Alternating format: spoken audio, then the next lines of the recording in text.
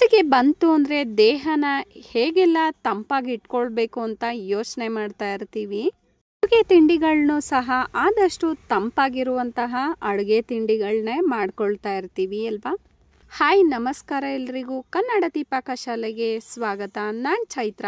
ಇವತ್ತಿನ ರೆಸಿಪಿ ಹೆಸರು ಕಾಳು ಹಾಗೂ ರವೆಯನ್ನು ಬೆಳೆಸಿ ತುಂಬನೇ ರುಚಿಕರವಾಗಿ, ಸುಲಭವಾಗಿ, ಸರಳವಾಗಿ ಹೇಗೆ ಬೆಳಗಿನ ತಿಂಡಿನ ಮಾಡ್ಕೊಳ್ಬೋದು ಅಂತ ತೋರಿಸ್ತಾ ಇದ್ದೀನಿ. ಮೊದಲಿಗೆ ನಾನಿಲ್ಲಿ 2 ಕಪ್ಪಷ್ಟು ಹೆಸರು ಕಾಳನ್ನ ತಗೊಂಡಿದ್ದೀನಿ. ನೆನೆಸೋದು ಬೇಡ, 1-2-3 ಸಾರಿ ನೀರಲ್ಲಿ ಚೆನ್ನಾಗಿ ತೊಳ್ಕೊಳ್ಳೋಣ. ಈ ಹವೆ ಕಡುಬು ಎಷ್ಟು ರುಚಿಯಾಗಿರುತ್ತೆ ಅಂದರೆ ಮತ್ತೆ ಮತ್ತೆ ಮಾಡ್ಕೊಂಡು ತಿಂತೀರಾ. ಹೆಸರು ಕಾಳನ್ನ ನೆನೆಸ್ದೇನೆ ಇಷ್ಟು ರುಚಿಯಾಗಿನೂ ಕೂಡ ಹವೆ ಕಡುಬನ್ನ ಮಾಡ್ಕೊಳ್ಬೋದು. ನೀರಲ್ಲಿ 2-3 ಸಾರಿ ತೊಳೆದ ನಂತರ ನೀರನ್ನು ಚೆನ್ನಾಗಿ ಸೋರಿಸ್ಕೊಂಡಿದ್ದೀನಿ. ಒಂದು ಮಿಕ್ಸಿ ಜಾರ್ಗೆ ತೊಳೆದಿರುವಂತಹ ಹೆಸರು ಕಾಳನ್ನ ಹಾಕ್ಕೊಳ್ಳೋಣ. ಹೆಸರು ಕಾಳನ್ನ ರುಬ್ಬುವಾಗ ನೀರು ಹಾಕೋ ಅವಶ್ಯಕತೆ ಇಲ್ಲ. ತರಿಯಾಗಿ ಅಂದರೆ ಬನ್ಸಿ ರವೆ ಗಾತ್ರಕ್ಕೆ ಇದನ್ನು ಪುಡಿನ ಮಾಡ್ಕೊಳ್ಬೇಕಾಗುತ್ತೆ. ಈ ರೀತಿ ಬನ್ಸಿ ರವೆ ಗಾತ್ರಕ್ಕೆ ಪುಡಿನ ಮಾಡ್ಕೊಂಡಿದ್ದಾಗಿದೆ. ತರಿಯಾಗಿ ಅತಿಯಾಗಿ ಪುಡಿ ಮಾಡ್ಕೊಳ್ಳೋದು ಬೇಡ. ತರಿಯಾಗಿದ್ರೆ ಹವೆ ಕಡುಬು ತುಂಬಾ ರುಚಿಯಾಗಿರುತ್ತೆ. ಜೊತೆಗೆ ಕಡುಬು ಹಿಟ್ಟಿಟ್ಟಾಗಿ ಅನಿಸೋದಿಲ್ಲ. ತರಿಯಾಗಿದ್ರೆ ಚೆನ್ನಾಗಿ ಬೆಂದು ಅರಳಿದಾಗ ತಿನ್ನಲಿಕ್ಕೂ ಕೂಡ ತುಂಬಾ ರುಚಿ ಅನಿಸುತ್ತೆ ಬಾಯಿಗೆ. ಹೆಸರು ಕಾಳು ತರಿನ ಒಂದು ಪಾತ್ರೆಗೆ ಹಾಕ್ಕೊಂಡಿದ್ದಾಗಿದೆ.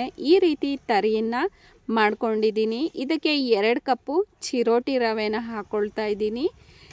ಚಿರೋಟಿ ರವೆ ಬೇಡ ಅನ್ಸಿದ್ರೆ ಉಪ್ಪಿಟ್ಟು ರವೆನೂ ಕೂಡ ಬಳಸ್ಬೋದು. ಚಿರೋಟಿ ರವೆ ಇತ್ತು ಅಂತ ಹಾಕ್ಕೊಂಡಿದ್ದೀನಿ. ಕೈಯಿಂದ ಒಂದ್ಸರಿ ಚೆನ್ನಾಗಿ ಮಿಕ್ಸ್ ಮಾಡ್ಕೊಳ್ಳೋಣ. ನಂತರ ಇದಕ್ಕೆ ಸಣ್ಣಗೆ ಹೆಚ್ಚಿರುವಂತಹ 1-2 ಮೀಡಿಯಮ್ ಸೈಜ್ ಈರುಳ್ಳಿನ ಹಾಕ್ಕೊಳ್ತಾ ಇದ್ದೀನಿ. ಈರುಳ್ಳಿನ ಎಷ್ಟಿಷ್ಟ ಆಗುತ್ತೋ ಅಷ್ಟು ಹಾಕ್ಕೊಳ್ಬೋದು. 1 ಸ್ಪೂನು ಶುಂಠಿ ಬೆಳ್ಳುಳ್ಳಿ ಪೇಸ್ಟ್ನ ಹಾಕ್ಕೊಳ್ತಾ ಇದ್ದೀನಿ. 1 ಇಡಿ ಕೊತ್ತಂಬರಿ ಸೊಪ್ಪನ್ನು ಕೂಡ ಹಾಕ್ಕೊಳ್ಳೋಣ. ಕಡುಬುಗಳಿಗೆ ಈರುಳ್ಳಿನ ಹಾಕಿದ್ರೆ ರುಚಿ ತುಂಬಾ ಚೆನ್ನಾಗಿರುತ್ತೆ. 1/2 ಸ್ಪೂನು ಜೀರಿಗೆ ಹಾಗೂ ರುಚಿಗೆ ತಕ್ಕಷ್ಟು ಉಪ್ಪನ್ನ ಹಾಕ್ಕೊಳ್ಳೋಣ. ಕೈಯಿಂದನೇ ಈ ರೀತಿ ಚೆನ್ನಾಗಿ ಕಲಿಸ್ಕೊಳ್ಳೋಣ. ಅದರಿಂದ ಈರುಳ್ಳಿಯಲ್ಲಿ ಸ್ವಲ್ಪ ನೀರಿನ ಅಂಶ ಬಿಟ್ಟು ಮತ್ತೆ ನಮಗೆ ಎಷ್ಟು ನೀರನ್ನು ಹಾಕ್ಕೊಳ್ಬೇಕು ಅಥವಾ ಮೊಸರನ್ನ ಹಾಕ್ಕೊಳ್ಬೇಕು ಅಂತ ಗೊತ್ತಾಗುತ್ತೆ. 1 ಸ್ಪೂನು ಚಿಲ್ಲಿ ಫ್ಲೇಕ್ಸ್ನ ಹಾಕ್ಕೊಳ್ತಾ ಇದ್ದೀನಿ. ನಿಮ್ಗೇನಾದರೂ ಚಿಲ್ಲಿ ಫ್ಲೇಕ್ಸ್ ಇಷ್ಟ ಆಗಲ್ಲ ಅಂದರೆ ಹಸಿಮೆಣಸಿನ್ಕಾಯಿನೂ ಕೂಡ ಸಣ್ಣದಾಗಿ ಹೆಚ್ಚಿ ಹಾಕ್ಕೊಳ್ಬೋದು. 2 ಕಪ್ಪು ಗಟ್ಟಿ ಮೊಸರನ್ನ ಹಾಕ್ಕೊಳ್ತಾ ಇದ್ದೀನಿ. ಮೊಸರನ್ನ ಆದಷ್ಟು ಸಿಹಿ ಮೊಸರನ್ನ ಹಾಕ್ಕೊಳ್ಳಿ. ಹವೆ ಕಡುಬು ತುಂಬಾ ರುಚಿಯಾಗಿರುತ್ತೆ. ಜೊತೆಗೆ 1/2 ಕಪ್ಪು ನೀರನ್ನು ಹಾಕ್ಕೊಳ್ತಾ ಇದ್ದೀನಿ. ಬೇಕು ಅಂದರೆ ಮತ್ತೆ ಹಾಕ್ಕೊಳ್ಬೋದು. ಮೊದಲಿಗೆ 1/2 ಕಪ್ಪನ್ನು ಹಾಕ್ಕೊಂಡು ಈ ರೀತಿ ಕಲಿಸ್ಕೊಂಡಿದ್ದೀನಿ. ಹಿಟ್ಟು ಸ್ವಲ್ಪ ತೆಳುವಾಗಿದ್ದರೆ ಸಾಕಾಗುತ್ತೆ. ರವೆ ಮತ್ತು ಹೆಸರು ಕಾಳು ಮೊಸರು ಹಾಗೂ ನೀರನ್ನು ಹೀರ್ಕೊಳ್ಳುತ್ತೆ. ಈ ರೀತಿ ಕಲಿಸ್ಕೊಂಡ ನಂತರ ಇದನ್ನು ಒಂದು 15-20 ನಿಮಿಷಗಳ ಕಾಲ ಹಾಗೆ ಮುಚ್ಚಿಡೋಣ. ಅದರಿಂದ ರವೆ ಮತ್ತು ಹೆಸರು ಕಾಳು ತರಿ ನೀರು ಹಾಗೂ ಮೊಸರನ್ನ ತುಂಬ ಚೆನ್ನಾಗಿ ಹೀರ್ಕೊಳ್ಳುತ್ತೆ. ಹಿಟ್ಟನ್ನು ಕೂಡ ಸ್ವಲ್ಪ ಗಟ್ಟಿಯಾಗಿ ತಯಾರಾಗುತ್ತೆ. ನಮಗೆ ಹಿಟ್ಟು ನೆನೆಯೋ ಅಷ್ಟರಲ್ಲಿ ಒಂದು ಸ್ಟೀಮರು ಅಥವಾ ಇಡ್ಲಿ ಪಾತ್ರೆಗೆ ನೀರನ್ನು ಬಿಸಿಯಾಗಲಿಕ್ಕೆ ಇಟ್ಟೋಣ. ಇಡ್ಲಿ ಪಾತ್ರೆ ಆದ್ರೂ ಕೂಡ ಆಗುತ್ತೆ ಅಥವಾ ಈ ರೀತಿ ಸ್ಟೀಮರ್ ಆದ್ರೂ ಕೂಡ ಆಗುತ್ತೆ. ಯಾವುದಾಗುತ್ತೋ ಅದನ್ನು ಬಳಸ್ಬೋದು. ಹಿಟ್ಟು ಈ ರೀತಿ ನೆಂದು ಗಟ್ಟಿಯಾಗಿದೆ. ಸ್ವಲ್ಪ ನೀರು ಕೈನ ಮಾಡಿಕೊಂಡು ನಾವು ಕಡುಬನ್ನ ಮಾಡ್ಕೊಳ್ಬೇಕಾಗತ್ತೆ. ನೆಂದ ನಂತರ ಹಿಟ್ಟು ಈ ರೀತಿ ಗಟ್ಟಿಯಾಗಿ ತಯಾರಾಗಿದೆ. ಸ್ಟೀಮರ್ ತಟ್ಟೆಗೆ ನಾವು ಸ್ವಲ್ಪ ಎಣ್ಣೆನ ಸವರ್ಕೊಳ್ಳೋಣ. ನೀರು ಕೈನ ಮಾಡಿಕೊಂಡು ಒಂದು ಸಣ್ಣ ನಿಂಬೆಹಣ್ಣು ಗಾತ್ರದ ಉಂಡೆನ ಮಾಡಿಕೊಂಡು ಈ ರೀತಿ ತೂತು ವಡೆ ಆಕಾರಕ್ಕೆ ತಟ್ಕೊಳ್ಬೇಕಾಗತ್ತೆ. ಈ ರೀತಿ ತಟ್ಕೊಳ್ಳೋದ್ರಿಂದ ಕಡುಬು ಕೂಡ ತುಂಬ ಚೆನ್ನಾಗಿ ಬೇಯುತ್ತೆ. ಹಾಗೇನು ಈ ರೀತಿ ತಟ್ಟಿನೂ ಕೂಡ ಇಡ್ಬೋದು. ತೂತನ ಮಾಡ್ದಿರ ಬೇಯಲಿಕ್ಕೆ ತುಂಬಾ ಟೈಮ್ ತಗೊಳುತ್ತೆ. ಈ ರೀತಿ ತೂತನ ಮಾಡಿ ಹಾಕೋದ್ರಿಂದ ಒಂದು 10-15 ನಿಮಿಷಕ್ಕೆಲ್ಲ ರವೆ ಕಡುಬು ಬೇಯುತ್ತೆ. ಇಲ್ಲಾಂದರೆ ಒಂದು 20-25 ನಿಮಿಷಗಳ ಕಾಲ ಬೇಯಿಸ್ಕೊಳ್ಬೇಕಾಗುತ್ತೆ.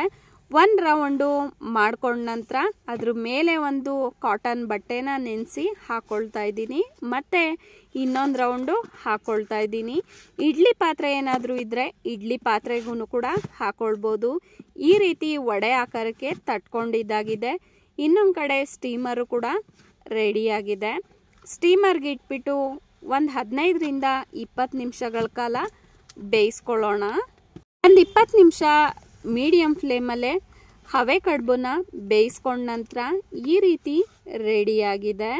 ಹೆಸರು ಕಾಳಿನ ಹವೆ ಕಡುಬು ತುಂಬಾ ಸಾಫ್ಟಾಗಿ ಬೆಂದು ರೆಡಿಯಾಗಿದೆ. ಇದನ್ನು ಹೀಗೇನೂ ಕೂಡ ತಿನ್ಬೋದು. ನಾನು ಒಂದು ತಟ್ಟೆಗೆ ಹವೆ ಕಡುಬನ್ನ ತಣಿಲಿಕ್ಕೆ ಎತ್ತಿಟ್ಕೊಳ್ತಾ ಇದ್ದೀನಿ. ಏನಾದರೂ ಹೀಗೆ ಬಿಸಿನ ತಿನ್ಬೋದು ಅಂದರೆ ತಿನ್ಬೋದು. ನಾನು ಇದಕ್ಕೆ ಒಂದು ಒಗ್ಗರಣೆನ ಕೊಡ್ತಾ ಇದ್ದೀನಿ. ಒಂದು 5 ನಿಮಿಷ ಇದನ್ನು ತಣಿಸ್ಕೊಳ್ಳೋಣ. ನಂತರ ಒಂದು ಬಾಣಲೆಗೆ ಒಗ್ಗರಣೆಗೆ ತಕ್ಕಷ್ಟು ಎಣ್ಣೆನ ಹಾಕ್ಕೊಳ್ಳೋಣ. ಒಗ್ಗರಣೆನ ಮಾಡಿಕೊಂಡ್ರೆ ಈ ಹೆಸರು ಕಾಳಿನ ಹವೆ ಕಡುಬು ತುಂಬಾ ರುಚಿ ಅನಿಸುತ್ತೆ.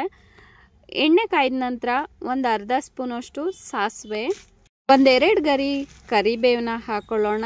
ನಂತರ 1.5 ಸ್ಪೂನಷ್ಟು ಬಿಳಿ ಎಳ್ಳನ್ನು ಹಾಕ್ಕೊಳ್ತಾ ಇದ್ದೀನಿ. ಬಿಳಿ ಎಳ್ಳು ಅಥವಾ ಕರಿ ಎಳ್ಳು ಯಾವ್ದು ಬೇಕಾದರೂ ಹಾಕ್ಕೊಳ್ಬೋದು.